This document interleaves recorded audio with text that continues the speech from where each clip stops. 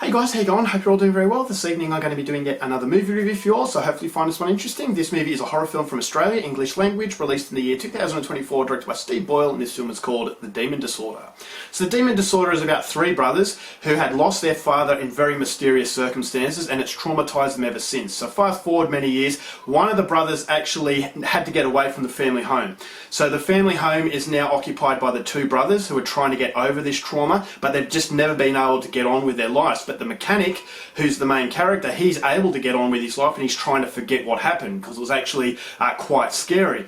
But then one of the brothers, who's now an alcoholic, actually comes to the mechanic's shop and tells him that he needs to come back to the family home because the demons of the past are starting to haunt them again. And so they're going to have to all band together if they are to try and rectify the situation. So the mechanic at first doesn't want to do this. He wants to just steer clear of everything, but then he's convinced to go back to the family home and they're going to relive the past traumas in order to try and finally get over this ordeal once and for all. So whether or not they can is something you're going to have to find out for yourself, because that's as far as I'm going with my synopsis. Now my thoughts on The Demon Disorder. I didn't know what to expect with this movie. I didn't even know this movie existed until a couple of days ago when I was browsing here in a shop in Canberra, Australia, and I come across it on Blu-ray, and I realised that, hey, this is an actually Australian horror film. And so Australian marketing is absolutely pathetic. We get told about movies abroad before we actually get told about films in our own backyard. So I wasn't surprised that this actually went under my radar, but after looking at the cover I thought to myself, this looks like a demonic possession kind of film, and it really wasn't going to provide anything different. So I kind of steered clear of it for about a week, but then the curiosity behind the actual story and the cover of the Blu-ray, I thought, alright, well, eventually curiosity killed the cat and I had to go and give this movie a shot. So expectation levels, very, very low.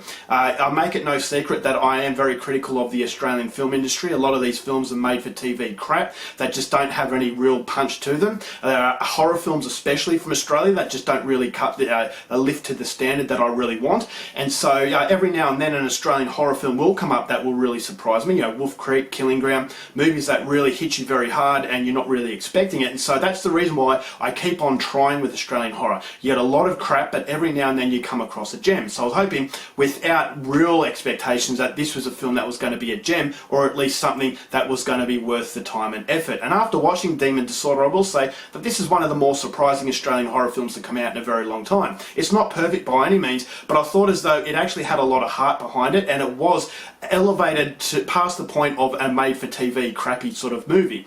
And so that's something that I really like. This is a film about a family dynamic, and the family dynamic, it steers clear of melodrama, which is something that I actually liked. It's a very touching sort of film. At the end of the movie you get an insight into what this whole thing's about, and it gives the horror a three-dimensional sort of approach. And so that's something that I like. You're making these horror films set in an otherworldly presence, but grounded in reality once you know what it's all about. And so it's a symbolic sort of gesture that this movie has that actually can connect to a lot of people. If you know what this movie is about, you can actually relate to it, because I'm sure that a lot of families are touched by what is actually happening in this movie. And so the movie does have that soul-searching aspect, but it is definitely playing it very subtly, because ultimately this movie wants to be entertaining. Ultimately it wants to be scary, and I actually thought as though it did a fairly decent job of that. It was a fairly nasty film, but what really surprised me is how good the effects were. Now, this director was actually a special effects maestro, and it does show, because this is a film that I thought the effects were very practical and they were really, really impressive. So this is a gross out kind of film, and I thought as though it really worked, and it does give you that body horror sort of David Cronenberg-esque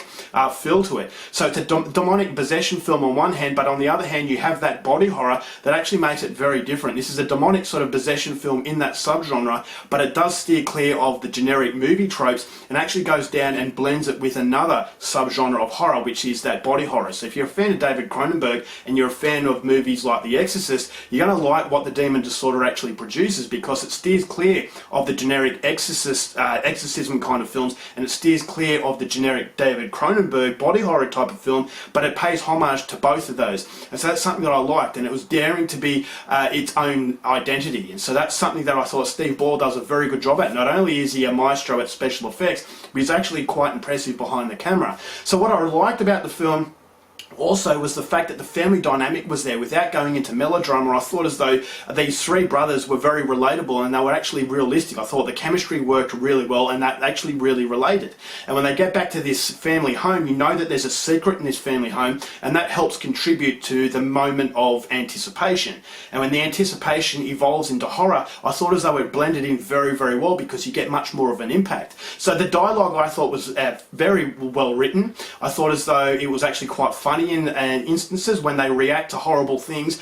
I was actually laughing, but at the same time I thought as though it was very realistic reactions to certain events. If you see the film, you'll know exactly what I mean. So it was surprisingly well written. As I said, the effects were absolutely fantastic, and the horror element I thought was there, and it actually contributed to what was an impressive Australian horror film. So it's not a brilliant horror film. I thought as though the ending was, although it was soul-searching, I thought as though it could have ended in a little bit of a different way, which really would have capped off the impressive quality that the majority of the film has. But I thought the ending was a little bit weak. But pushing that aside, if you like your creature feature, body horror films, and you like your exorcism kinds of films, and this is a movie for you because it really blends together those two subgenres and actually makes it an experience that I felt was different within very generic sort of ways of telling horror films. So if it sounds like your kind of thing, I would say go out there and see it. It's one of the better Australian horror films out there. It's nothing brilliant, but it doesn't strive out to be brilliant. It just strives to be an entertaining film for 90 minutes, and it definitely achieved that goal. So overall, for the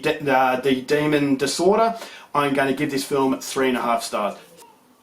Alright guys, that's it for my review. Hope you enjoyed it. Till next time, keep watching movies, and I'll see you later. Bye.